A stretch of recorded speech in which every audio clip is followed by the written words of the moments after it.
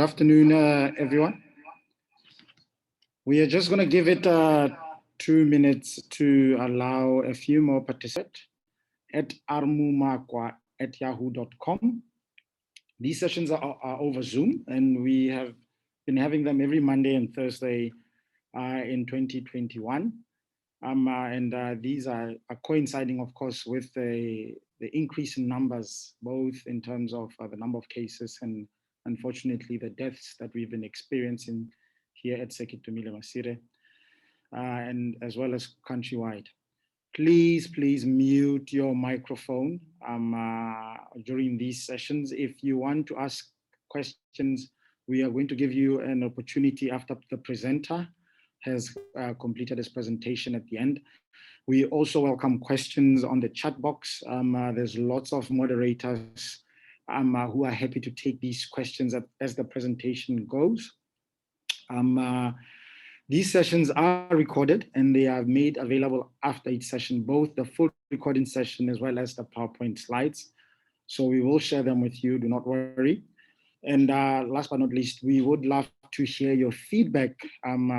Please do communicate with us via email. Give us suggestions as to how we can make these sessions better, and also suggest topics that you'd like to be discussed as per where you are and what you want to learn about COVID-19. Next slide. So these sessions are available on YouTube. Please search for Botswana-Rutgers partnership. You will see that we started these sessions last year, and I would encourage that you take your time over the weekend at the end of a working day and just go through these one by one. You will also realize, obviously, that we try and, in fact, we do update our guidelines as new treatments, new diagnoses, and new management guidelines as per WHO and the FDA in the States. And this really assists you in terms of how you manage your patients. So do visit YouTube and search for this. Next slide. We do have a website available, covid19portal.gov.bw. In fact, I've just come out of this website just to look at the pediatric guideline, just to update myself. It's quite straightforward. It's very quick. I would advise people to go to the COVID-19.gov.bw website. You know, there's information about the interzonal permit. More importantly, the document library will probably interest you the most. Next slide. When you click on the document library, you'll realize there's all sorts of guidelines available there, including where I accessed the COVID-19 in pediatrics guideline. Okay, there's also other guidelines from quarantining, infection control, infection prevention, how to prepare a healthcare facility. So these are quite helpful. And of course, you can always contact consultants within your districts. Next slide. This then leads me to today's talk. Today, we are going a little bit different. We've been talking about adults. I remember when I was a pediatric intern, my consultant, Dr. Majani, would tell me that you know, we try to treat kids or children like little adults, and which they are not.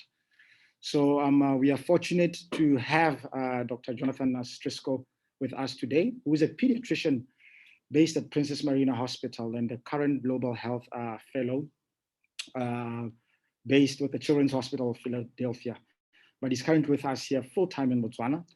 He completed his pediatric training in New York City before spending 2 years at the US Centers of Disease and Disease Control and Prevention as an Epidemic Intelligence Service Officer.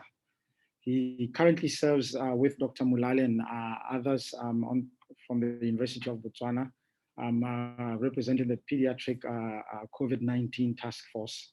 And in addition to that, they provide and support clinical teaching and research activities at Princess Marina.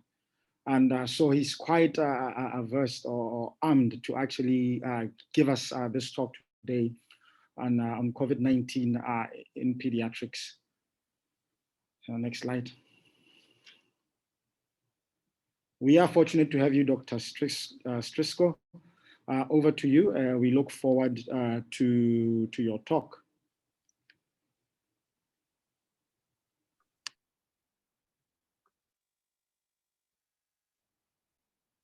Thanks, Dr. Pillai.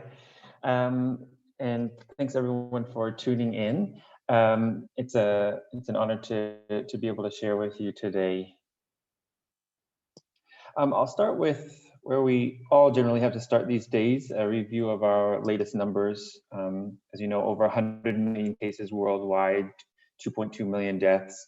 The numbers coming out of Africa much lower than expected, given the relative population.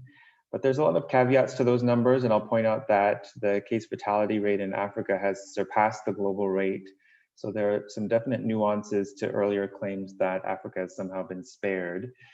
The numbers in Botswana, although rapidly escalating in the past few weeks, have paled into comparison with much of the world, and that despite having tested perhaps close to a quarter of the population, although I'm aware that many people have had many repeated tests. And even though I'm opening with these numbers, I think all of us by now realize how problematic it can be to compare one setting to the next based off of these aggregate metrics, which often obscure local factors. So actually in this talk, I'm going to be talking about, I'm going to be taking a very microscopic focus, sort of a hyper-local focus, describing what we're seeing on the ground, mainly on a day-to-day basis at Princess Marina. While it can be hard to understand local transmission dynamics because of our relatively small population, we do seem to be feeling the ripple effects of what's happening in South Africa. And here you can see that South Africa has experienced two distinct waves, one of which they're still very much in the thick of, though there may be an indication that new cases are declining slightly. And you can't talk about South Africa and not talk about the new variant, B.1.351, which now has much of the world turning its attention towards this region. This variant has mutations on the spike protein, which is a red flag to scientists who suspect that this is responsible for increased transmissibility. There's now some question about whether available vaccines may produce a less robust response to this variant, but there's no evidence to show that this variant is associated with severe disease. I think it's important to talk about variants when we talk about how this affects children. Number one, because viral mutations are expected, and number two, it means that transmission dynamics are just that, they're dynamic. And children have, in a way, been sort of pawns in this debate about whether, schools could be super spreader locations, or whether it's safe to go back to school. And frankly, data on this is highly variable from setting to setting. And I think things will continue to be variable as both the virus itself changes and as we change our control strategies. Sequencing viral genomes is difficult, but there is evidence to show that isolates submitted by Botswana a little over a month ago are back positive for the B.1.351 variant, which indicates it is here and may in fact be maybe the dominant variant circulating locally, although that's a bit of speculation. So what do we know about COVID-19 in children? Well, we know globally there's been fewer cases reported among children, but the true incidence is not known due to lack of widespread testing, because they're more likely to be asymptomatic. Although recent evidence suggests that compared to adults, children likely have similar viral loads in their nasopharynx, similar secondary infection rates, and can spread the virus just as well to others, just as much as adults. The incubation period appears to be just about the same as adults, 2 to 14 days with an average of 6 days. And signs and symptoms of COVID-19 in children include, as you might expect, fever and cough being the most common, but there's also some other non-specific things. And we've definitely seen children with eye symptoms as an incidental infection along with another co-infection.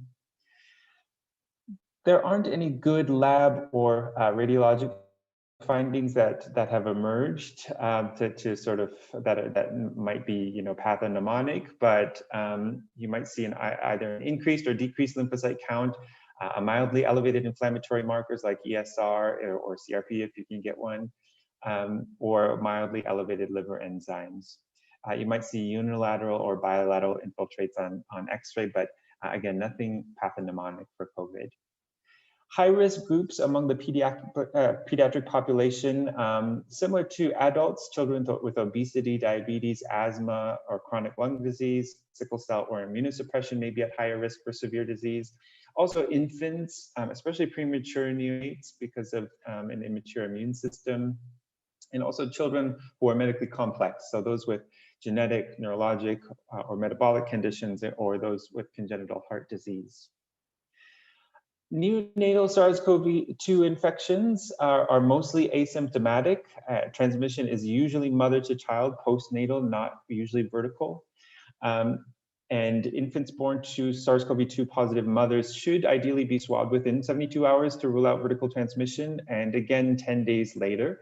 And in the interim, mothers should be encouraged to breastfeed and bond, do skin-to-skin care as they normally do. Although mothers should wear a mask, ideally a surgical mask, within 2 meters of an infant.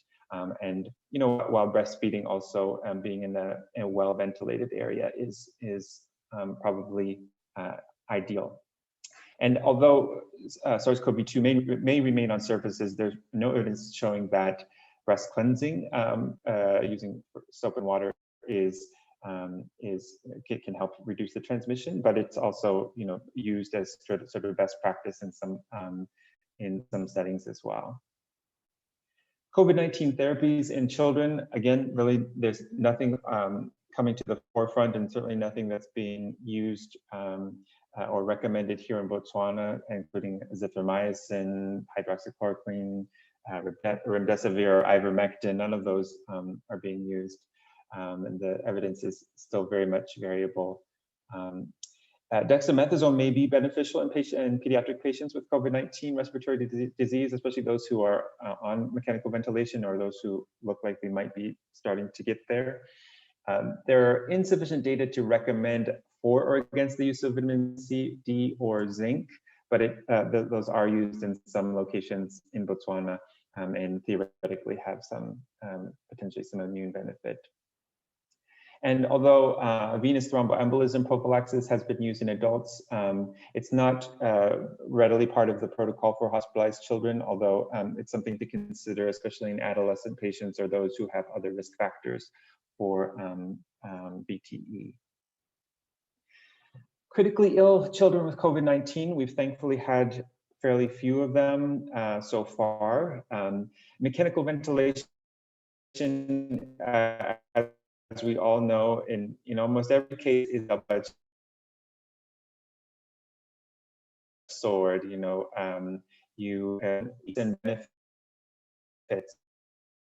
of it, and I do in that case. Unfortunately, just one person, Dr. Malali, who's our only patient there. But it's you want to weigh the necessity. Does your child have ARDS? And you should be suspecting ARDS if you see hypoxia, especially that bilateral, those bilateral opacities. And but then of course you have the risks. We don't usually like to ventilate asthmatics, and of course there's the risk of ventilator-associated pneumonia too. But if you do go to mechanical ventilation, dexamethasone is probably going to be your friend. And prone positioning has been used in some settings. And PEDS, there's some small studies to show improved oxygenation, but haven't showed an improvement in mortality or vent-free days. The thing that we're really on high alert for in PEDS is this emerging entity called Pediatric Inflammatory Multisystem Syndrome, or PIMS, or also it's known by the other name MIS-C, Multisystem Inflammatory Syndrome in children. And this is a post-infectious, likely immune phenomenon occurring about 2 to 4 weeks after a SARS-CoV-2 infection. It could have also been an asymptomatic infection. And it started to emerge shortly after the beginning of the pandemic in the United States, although it's also there's been a talk about And these are children that present, often previously healthy, and they're presenting in shock, and often with some signs and symptoms that overlap with Kawasaki disease or toxic shock syndrome. And for the non-pediatricians, Kawasaki is, as you'll recall, children who are presenting with at least 5 days of fever, lymphadenopathy, conjunctivitis, erythematous oral mucosa, and some edema as well. And those are some of the signs that have emerged associated with this very serious syndrome. And what's being seen in the United States and in South Africa and other places is a predilection for males, more common among older children, like around age 5 or above, and also in South Africa, it's more common among Black children, and in the United States, Black and Hispanic. So it's a little bit messy when it comes to the case criteria, and but here's some of the things that are being seen. Certainly, you really want to see, you would need to have prolonged fever in a child, at least 3 days of it, but they can also have just non-specific signs of an inflammation, including neutrophilia and lymphopenia or lymphocytosis.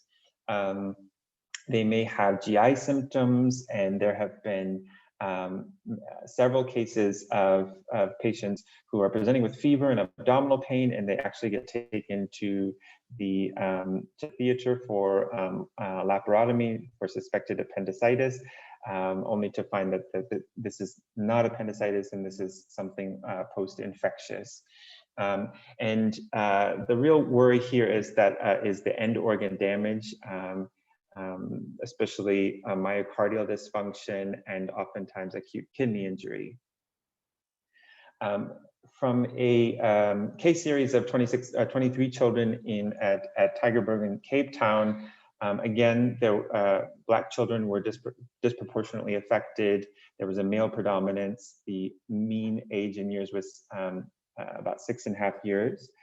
Most common symptoms were fever, rash, conjunctivitis, abdominal pain, diarrhea, and hypotension. And as I mentioned, the case definitions that are used by CDC and WHO and others are fairly broad. Whenever an emerging condition appears, they like to cast a wide net. So you'll find with these, you may find a lot of your children presenting with febrile gastroenteritis and shock, and maybe acute kidney injury may be meeting some of these case criteria. But there are some telltale signs that might push you more in the direction of PIMS. And I think it's useful to talk about what this will mean in our setting. So we've developed a clinical diagnostic algorithm adapted for our setting, because some of those case definitions that are available involve, frankly, lab criteria that we could only dream to have, procalcitonin and D-dimers, BNP, C-reactive protein, that we don't readily see on a regular basis, at least at Princess Marina. So if you have a child presenting with at least 3 days of fever, and especially if they're in that high-risk age group of above age 5, these kids don't normally present in shock if they're just previously healthy, and they have no clear source. Then go ahead and obtain these baseline labs. We can readily get FBCs, ESR, PT, PTT, urine electrolytes, LFTs, ferritin if you can get it, troponin if you can get it, and blood culture to make sure that you're not dealing with straightforward bacteremia. And then, of course, your SARS-CoV-2 testing. So importantly, some of these children will be testing negative for SARS-CoV-2 on PCR and/or antigen, because their infection will have been likely weeks prior. So in those cases, you would want to obtain serum for antibody testing, and that has recently become available at Harvard Lab. In addition to this, you're going to be wanting to look at your clinical signs. So first and foremost, shock. So what is shock? You know the signs: hypotension, delayed cap refill, weak pulses, cold or cyanotic extremities, in which case you're not going to be thinking too much. You're just going to be reacting using your institutional protocols. So fluid resuscitation, antibiotics, pressors if necessary. And if it's refractory, as you would probably for any child, you'd want to do a cardiac evaluation if you can, an echo looking for myocardial dysfunction. In the meantime, look for other things. Is there rash or bilateral conjunctivitis? Are there acute GI symptoms? Is there evidence of a coagulopathy like prolonged PT, PTT, or thrombocytopenia? Interestingly, the platelets react differently in Kawasaki. You mainly see thrombocytosis, whereas thrombocytopenia is the more often reported sign in PIMS, MIS-C. So if you have none of those case criteria, this is probably not PIMS. If you have one of those, then you're going to want to go ahead and do an echo if you haven't done it already and look for signs of myocardial dysfunction. So then if you have two of those signs, you want to corroborate it with your lab signs, looking for signs of inflammation like an elevated ESR or ferritin, and then or lymphopenia or neutrophilia. And if you see any of those, then you need to match it up with your SARS-CoV-2 diagnostics. So if they are negative on their blood culture and they are positive for either PCR or antibody, then PIMS MIS-C is likely. So you'd want to then get a cardiac evaluation if you hadn't done that already, and then treat it. So treatment is with IVIG, Kawasaki dose 2 grams per kg as a single dose over 8 to 12 hours. Steroids are generally used, and I should mention this is just by consensus and what other institutions are using, so nothing's set in stone. But steroids are being used generally for patients in severe or refractory shock, or those with persistent fevers or rising inflammatory markers after IVIG, and that would be a methylpred 2 mg per kg per day divided BID. And then I think the real scary thing is any number of children presenting with acute kidney injury, and given our limited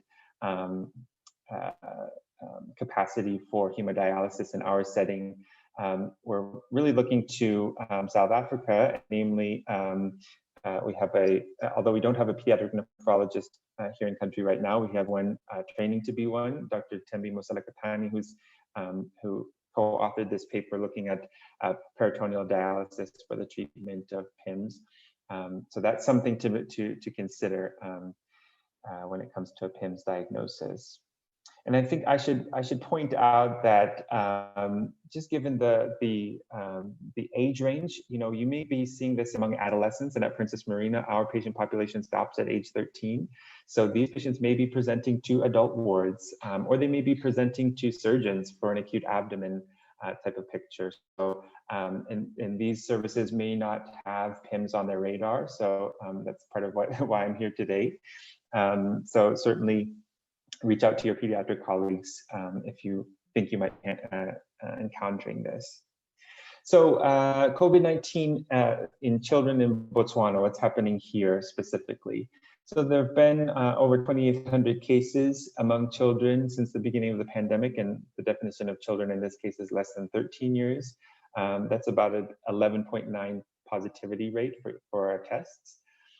Most of those have been asymptomatic infections, and the most severe cases have been among patients who have had concurrent conditions.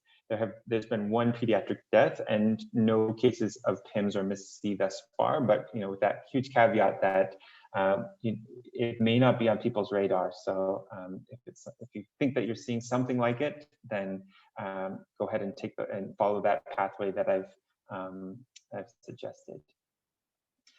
So what happened with our first pediatric COVID-19 associated fatality? So this was an unfortunate case of a 3-month-old HIV unexposed patient who had a TB co-infection. Both he and his mother tested positive for rifampin-sensitive TB on GeneXpert, as well as SARS-CoV-2 on PCR. And it was really definitely a subtle a reminder of the fact that TB is presents insidiously among our infants, and often is associated with disseminated disease. So as you can see here with his growth chart, there was some flatlining with his weight. This was in June, July, and August of last year. So failure to thrive is a huge red flag in our infants and should immediately provoke a TB workup. The interesting thing about this patient is we worked with our pathology colleagues, and on postmortem exam, we found in certain lung and heart tissues, in addition to disseminated TB, granulomatous inflammation, almost everywhere.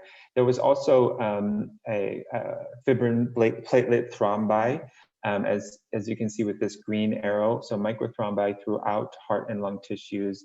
And although granulomatous inflammation is very consistent with TB, microthrombi is not consistent with an isolated TB diagnosis. So it's our feeling that potentially there was some additive pathology here between both COVID and TB, or perhaps some sort of immune dysregulation. There's as more to come, although I hope we don't see more of it.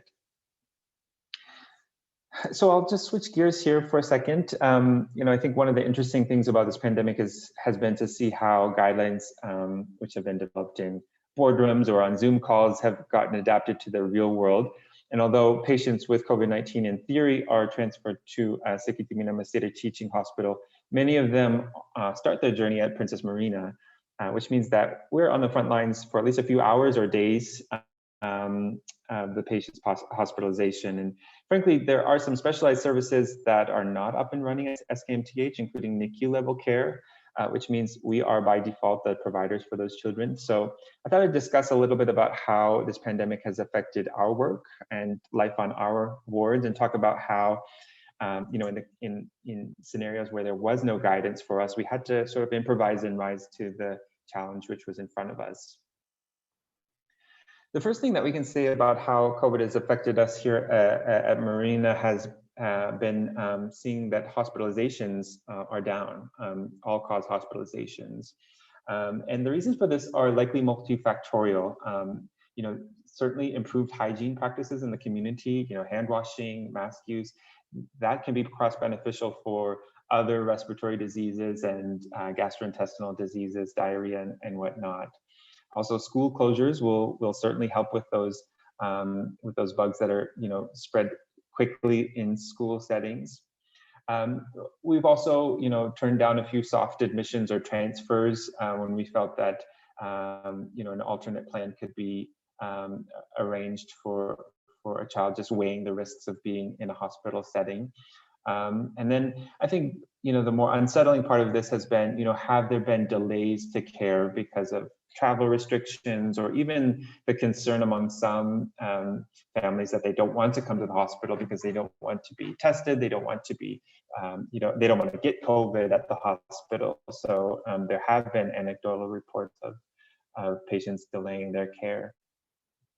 Of note, admission rates to our neonatal ward have remained more or less steady. There haven't been any obvious changes in the types of neonatal admissions. There have been reports throughout the world about a slight decrease in the number of preterm in the amount of preterm labor during lockdown periods, and we haven't seen that necessarily. I think we were concerned that delays to care might be leading to more asphyxia-related diagnoses. But I would say that it's just too early to tell, and we haven't had a look at the aggregate data to say one way or the other. So, despite these silver linings of decreased hospitalizations, we continue to be concerned about new issues that school closures and travel restrictions have caused, or rather exacerbations of issues that have been there all along. And that includes unintentional ingestions and injuries caused by decreased supervision. Many people may not realize that, for example, pneumonitis due to paraffin ingestion is exceedingly common in our wards, and There are times of the year when there are multiple patients with paraffin ingestion on our wards, particularly in the summer, when we might get several cases in a week. And in communities where paraffin is used for cooking, it's placed in oftentimes in intermediate containers like water and Coke bottles. You get a young child like 2-3 years old, take a swig of it thinking it's water, and that's enough to send them coughing, gagging, vomiting, and potentially aspirating. There have also been anecdotal evidence for near drownings from unsupervised children during lockdown periods, also malnutrition due to food insecurity. Now, whether or not these conditions have been there, have increased during lockdown, or whether they've just been there all along and there's under the spotlight, it's hard to tell, and that's because we don't really do enough surveillance in this area. And I think all the pediatricians among us would agree that this is an area that we really need to be better about surveilling for, and it really warrants some greater attention, because it's a problem during the pandemic, it was before, and it's going to be a problem as well. So we really need to focus some advocacy in that area. Now on to COVID-19 itself. So we've had several dozen SARS-CoV-2 infections detected in our wards since the beginning of the pandemic. Most of them actually have been among staff. And that includes doctors, nurses, auxiliaries, and cleaners. And almost all of those infections were likely acquired outside of the hospital, with one notable exception from NNU, which I'll talk about. We also have seen several caregivers, and then patients actually have been the least affected out of this group. So what happened in NNU? So as you may know, all of our patients at Marina are tested for COVID on admission, but moms of babies admitted to our NNU stay at the hospital for the duration of their baby's admission. That can be, weeks to months in a very crowded postnatal ward. They come to feed their babies and perform skin-to-skin kangaroo care, usually about every 3 hours during that time. In both the NNU and postnatal wards, physical distancing is a virtual impossibility. So by the end of October, 2 mothers who had initially tested COVID negative on admission, now tested positive by routine testing. The infant to one of them, an extremely low birth weight preemie, also had COVID. And by this time, healthcare workers who had spent several hours huddled over the infant, replacing IV lines and whatnot, who had been wearing masks but not face shields, were had also tested positive. So in all, 6 individuals were identified in this cluster. None of the healthcare workers' household contacts tested positive, suggesting that all the transmissions likely took place in our wards. So for this was both a wake-up call and kind of an unsurprising reminder that overcrowding and understaffing are chronic problems in our unit. And overcrowding is not only a risk for COVID, it's TB, gram-negative sepsis, line infections. These will all continue to be exacerbated by overcrowding. It was also a reminder that infection is in many ways a behavioral science, and that knowledge doesn't always translate into behavior change, and that training doesn't also always equal competence.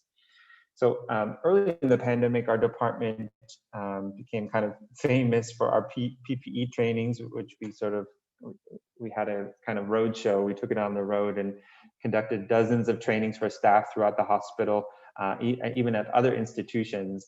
But at the end of the day, if a face shield is fogging up and obstructing my view, or if an N95 strap is hurting the back of my head, I may make a semi-conscious risk assessment and conclude that I might omit some elements of PPE. So this is something that we've had to approach and reapproach in our department. It always helps to go back to the basics of transmission and to talk openly and honestly about the barriers to appropriate PPE use. And we're a year into this, and I think there's still people who still need some reinforcement here to understand, for example, that that this is transmitted primarily through droplets, and that every one of us are making droplets at all times of the day through breathing. You may not see it unless you're breathing in front of a mirror or a piece of glass, or on a cold day, or if you're breathing, fogging up your glasses through a surgical face mask. But that's always happening. And so some of our blind spots have been healthcare workers who feel the sense of invincibility because they're wearing an N95, but forgetting to use goggles or a face shield. And when you're coming within 1 meter of someone who might be wearing a mask, but it may not be covering their nose, that's not a COVID safe interaction.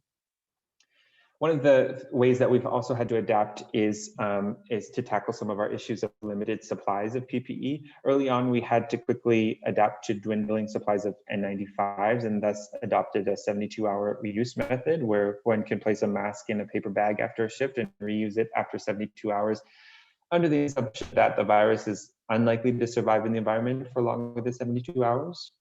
We're also continuing to run short of face shields. So those are washed and reused for a month. Gowns and gloves have appropriately taken a back seat to face masks and face shields. So we also use plastic disposable aprons and just stress frequently hand hygiene. Mask and eye protection, in addition to prevented droplet transmission, are, as you know, a great way of reducing face touching. So we've decided to prioritize those PPE items. And let's not forget that the pyramid of prevention measure in the pyramid of prevention measures, PPE is a last resort. It's kind of a final barrier to be used when all other prevention measures have been exhausted.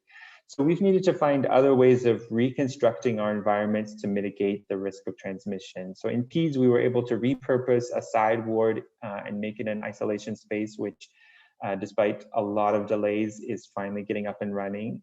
And although it's not airtight, there are physical barriers between beds and it has its own bathroom, which limits the risk of contact and droplet transmission. Finally, the pandemic has given us a chance to reflect on the fact that as healthcare workers, we are also leaders and potential role models within our communities, which means that we never stop doing the right thing, even when we're away from patients. So we have to consider our blind spots. We've had to take our meals outside where there's better ventilation or alone without the enjoyment of small talk with our colleagues. And our communities are also looking to us as sources of information and wisdom during this time. So it's important that we model humility and a positive attitude towards control measures like hand washing and mask use. While still maintaining humane care for our patients and avoiding any kind of stigmatizing language, which can be a challenge when, you know, the very language that we're given around disease control is, you know, sometimes has a very punitive tinge to it.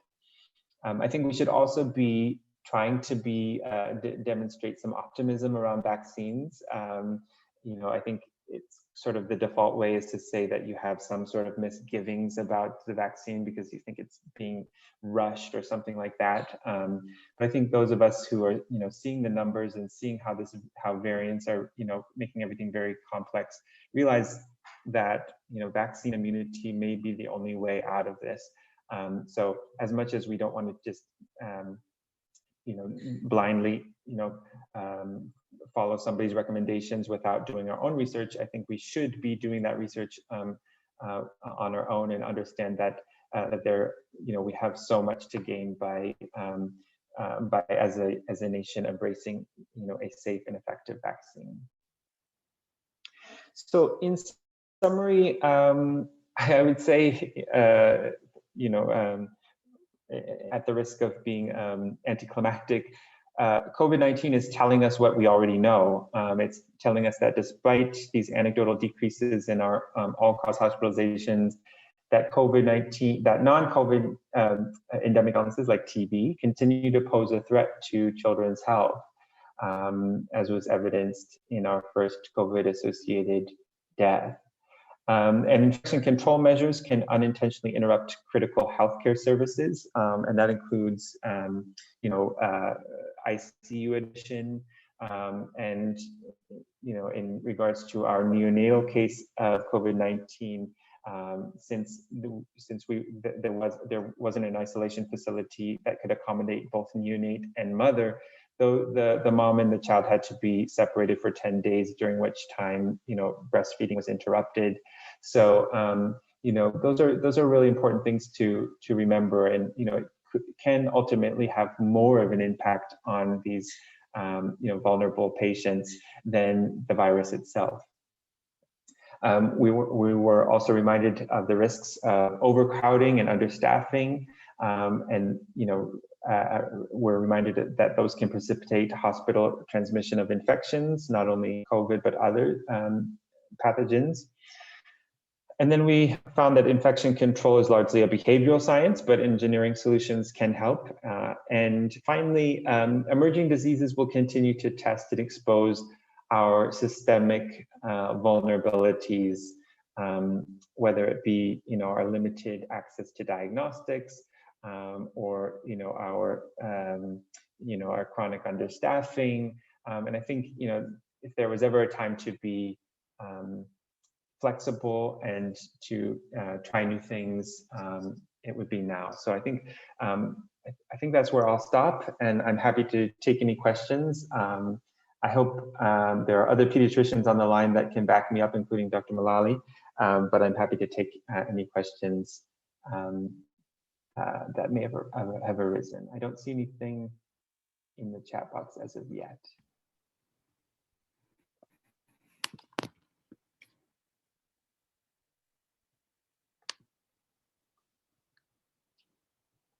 Thank you.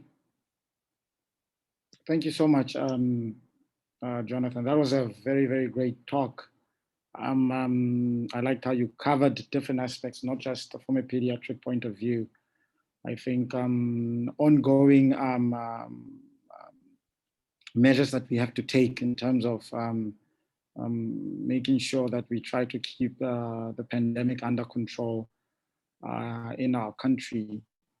There are other pediatricians that I've seen on the line. I have not seen anything on the chat box yet. Unfortunately, earlier on I lost my internet, so I think I also lost some comments on the chat box. But at this point, we are happy to take any questions or discussions, or even additions from other pediatricians, senior pediatricians who are participants. Yeah, I think there were some questions that came in on registration, and one of them was, have there been any documented cases of vertical transmission? And I'll say that there have been very few cases of vertical transmission documented, and there's really, I think, a growing consensus that it is exceedingly rare. But of those reported cases, there have been some pretty convincing evidence of transplacental transmission, including the detection of the SARS-CoV-2 genome in umbilical cord blood and placentas.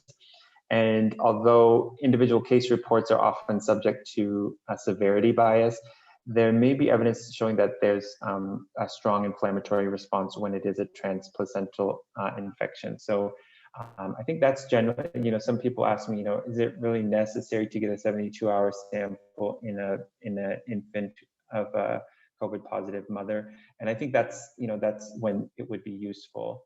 And then in terms of the 10-day sample, I think it's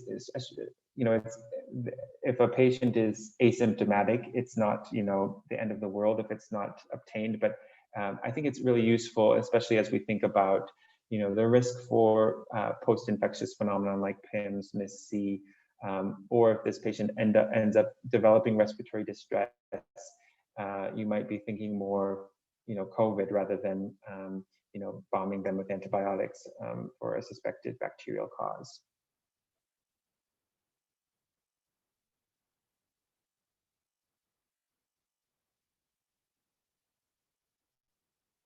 I'm happy to take any other questions if there are, but if there aren't, that's okay too.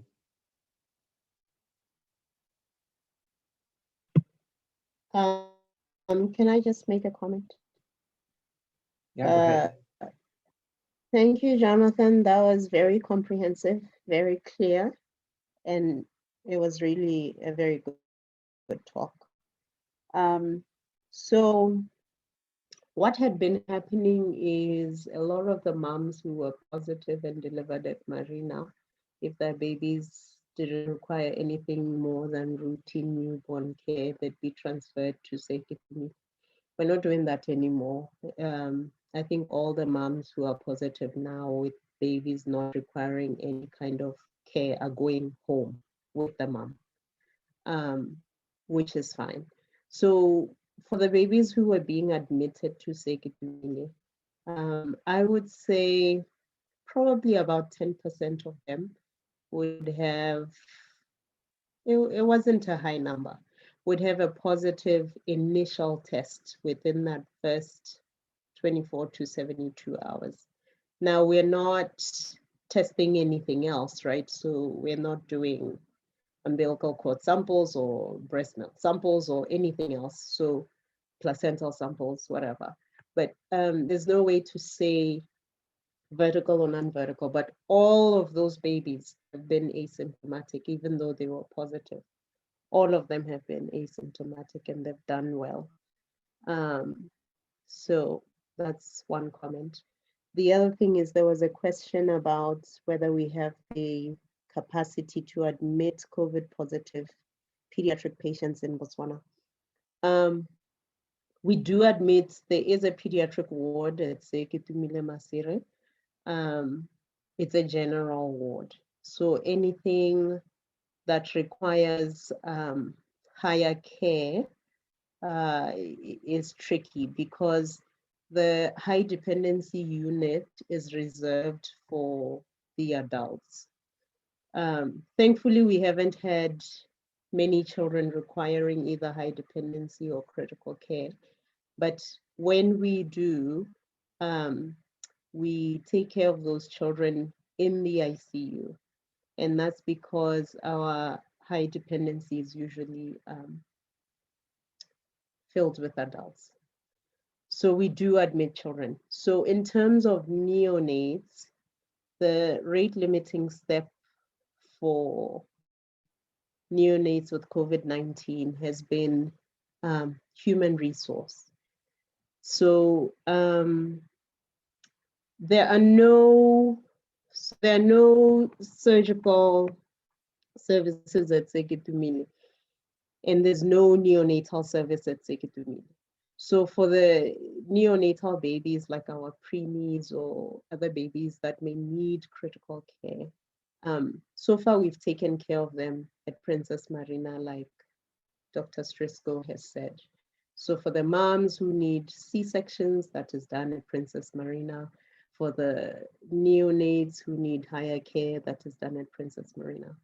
Again, just to reiterate what Jonathan had said, it's been stressful at certain points.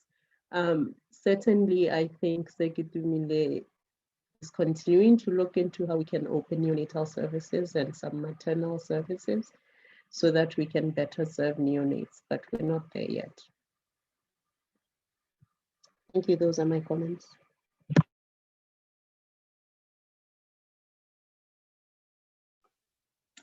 I see a question from Dr. Malone. Thanks, Dr. Malone. We haven't, Dr. Malala, you can correct me, we haven't encountered very much COVID among HIV positive patients as yet, but I do not know that they're collecting that on the lab side, so I haven't been able to review that data as of yet. And I think there have been none that I'm aware of who are ART naive, but obviously there's a lot of interesting questions around that and immune dysregulation. Our youngest patient so far, I think 3 days, but as I said, most of our neonates are asymptomatic. Our youngest child that was actually sick, I would say was our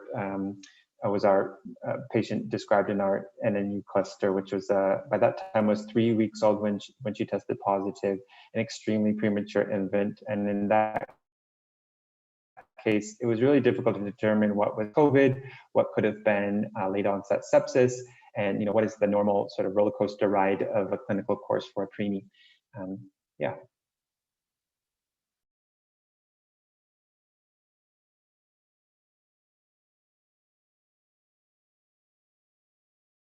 Yeah, I agree with you. We haven't really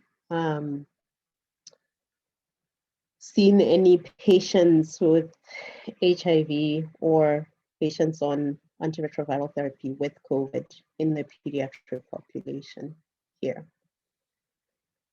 Truly, our kids have done well. All of our positive patients, except a handful of kids, of the 2,000 plus kids that have tested positive, only a handful have required anything higher care. The vast majority of them are asymptomatic, which hopefully will continue. So. I also see a question from Dr. Brianna, who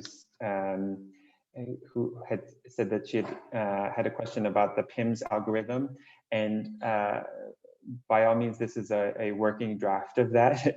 But I think the question is that 1 and 2 reversed. So if you are suspecting PIMS in any, all of those children should get a cardiac evaluation. I think the thing is about it is that if you have 2 signs already, then you don't necessarily need to move heaven and earth to try to get a cardiac evaluation before making the diagnosis and starting with IVIG. So if you have, for example, that you have your prolonged fever, and then your say a coagulopathy and rash, for example, then you would just check to make sure that your inflammatory, you have raised inflammatory markers, and then corroborate it with your SARS-CoV-2 diagnostics, and then go ahead and start early treatment with IVIG. Now, those patients you should be calling the cardiologist, and we definitely have to. I think not overstress our one pediatric cardiologist in the country, but there's certainly a lot of good you can do while waiting for that if you have kids who are starting to accumulate signs and symptoms. I hope that answers your question. Thank you again, Jonathan. I think that was quite clear. Are there any more comments? I think we have probably a few more minutes before we wrap up. It would be interesting to hear if there's anyone on the audience from up north, what their experience has been, whether it's practicing as a pediatrician from an infection control point of view, or even dealing with COVID positive pediatric population.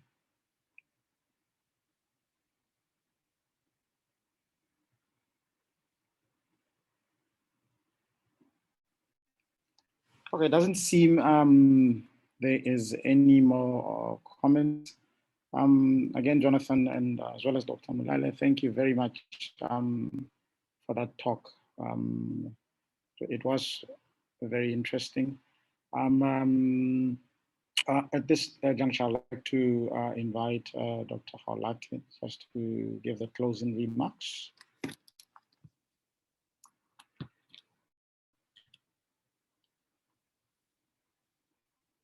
Thank you.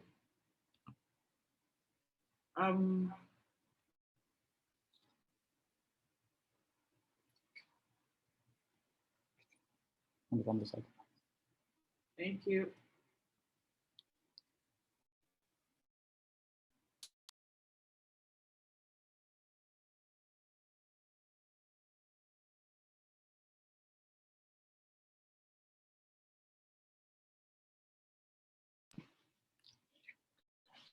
Thank you, Dr. Stresko, and thank you, Tommy.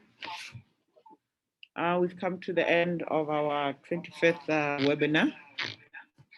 And this has been very informative in the sense that we have all been calling for the pediatric aspect of COVID. So, Tommy. Oh, the system is acting up, sorry. Our next session will be on Monday, and it will be on antigen testing. There was a little glitch, but it will be presented by the Minister of Health and Dr. Sikulile Moyo. And from Thursday, we will revert back to our weekly Thursday webinars.